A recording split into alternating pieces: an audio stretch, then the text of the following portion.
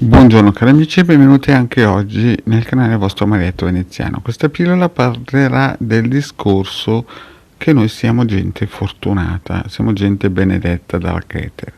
Ma prima di fare questo, il vostro Marietto Veneziano vi chiede di iscrivervi al canale di Hildegard e al canale YouTube del vostro Marietto Veneziano, di venirci a trovare nei nostri gloriosi gruppi Facebook, ed è inutile dirlo che i migliori iscritti del pianeta Face ce l'ha il Marietto Veneziano e Hildegard, e nel nostro gruppo, sempre se volete, di Telegram, i magici arcieri Bertoldini, dove lunedì sera il Degala Marietto Veneziano coadiuvati da Milas tengono un percorso esoterico gratuito. Siete tutti invitati e se venite vi mettiamo giù il tappeto rosso. Siamo già più di 190, i link sono sotto qui in descrizione. Eventualmente, anche se vi scappa un super like e un bel commento, il vostro Marietto è contento. Bene, guardiamo un po' perché noi siamo fortunati. Voi ormai sapete che il vostro Marietto gli piace andare in giro con la brum brum della moto e va anche spesso in montagna. Forse ve ne sarete accorti dei vari video che faccio. E una cosa che il vostro Marietto guarda spesso sono i boschi. Sono i boschi, questi boschi pieni di castagni. E quando guarda queste cose cerca di immaginarsi com'era la vita più o meno 300 anni fa in questi boschi.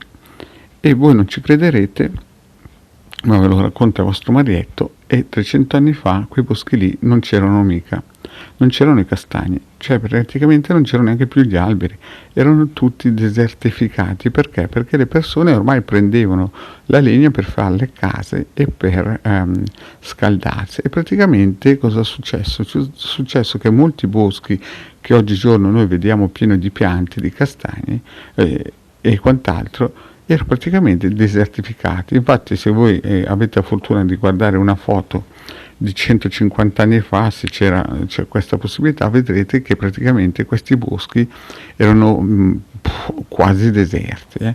Poi cosa è successo? È successo che dall'Oriente è arrivato il castagno. Il castagno era un frutto che dava la possibilità anche di vivere d'inverno, e quindi di conseguenza è nata questa cultura del castagno in molte zone d'Italia dove erano stati desertificati.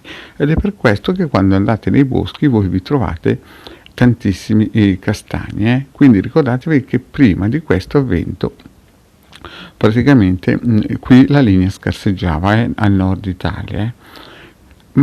E questo è un gran colpo di fortuna, che dall'Oriente è arrivato questo frutto che ha dato la possibilità a tante gente, a tante popolazioni di queste parti di poter sopravvivere, e questo è già un colpo di fortuna. Anni fa parlavo col capitano dei Alpini di Torino e c'era scusate, quel periodo in cui tutti avevano la mentalità del 68, della rivoluzione di qua di là, e c'era il discorso del petrolio. Io ero contro il petrolio perché inquinava a destra e a sinistra, e il capitano degli Alpini di Torino mi spiegava: guardate che senza il petrolio non ci sarebbero state le auto, non ci sarebbe stata medicina, non ci sarebbe stato il fluoro, e il vostro Marietto, da grande ignorantone, invece gli dava contro, solamente per il gusto di dargli contro, e non si rendeva conto della fortuna che l'umanità ha avuto, lo sbalzo che ha avuto in avanti, almeno nell'Occidente, ma anche a traino anche l'Oriente, con l'avvento di questa sostanza che è il petrolio,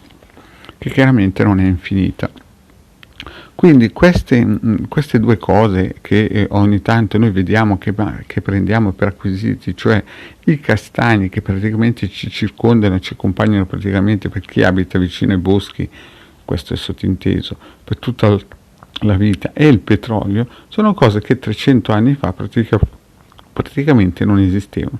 Le persone che abitavano in città si ammalavano di tubercolosi per via che si usava il carbone per alimentare chi poteva permetterselo, chiaramente le case, e tutti gli altri praticamente morivano di stenti e di fame.